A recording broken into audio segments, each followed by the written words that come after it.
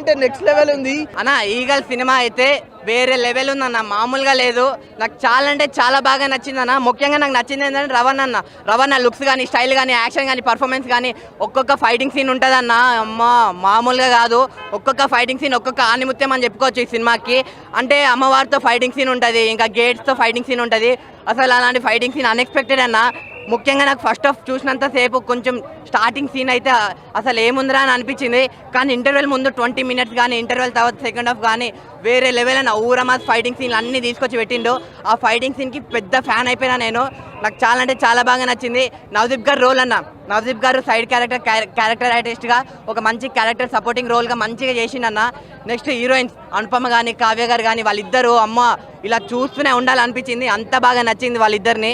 Next ఒకటి చెప్తా, మనకి యాపిల్ పైనుంచి కింద పడితే న్యూటన్ గుర్తొస్తాడు కదా, కానీ ఈ సినిమా చూసిన తర్వాత అందరికీ గుర్తొచ్చేది ఏంటంటే రవణ్ అన్న.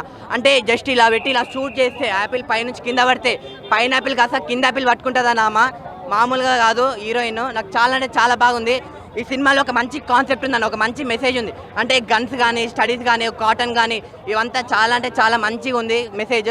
అంటే గన్స్ అనేవి మాఫియా వాళ్ళందరికి చేరితే ఎలా ఉంటుంది, వాళ్ళందరూ ఎలా రాంగ్ యూసేజ్ చేస్తారు, అవన్నిటి గురించి ఒక మంచి మెసేజ్ ఉంది. నెక్స్ట్ ఈగల్ 2 కూడా వస్తుందంటారు. సో నేను దానికోసం ఈగర్గా వెయిట్ చేస్తున్నా. మీరు చూడండి అన్న. లాస్ట్ ఒకటి చెప్తా, single day single cinema single blockbuster కొట్టిందన్న మా రవణ అయితే. చాలా అంటే చాలా బాగా నచ్చింది. బ్యాక్గ్రౌండ్ మ్యూజిక్ కూడా చాలా బాగుందన్న. సో ఓవరాల్గా మీరు అందరు ఈగల్ సినిమాకి చూడండి. అందరూ రేటింగ్ అంటారు కదా, అసలు రేటింగ్ ఇచ్చే సినిమానే కాదన్న ఇది. మనం ఎవరన్నా రేటింగ్ చేయడానికి సినిమా వేరే లెవెల్ ఉందన్న.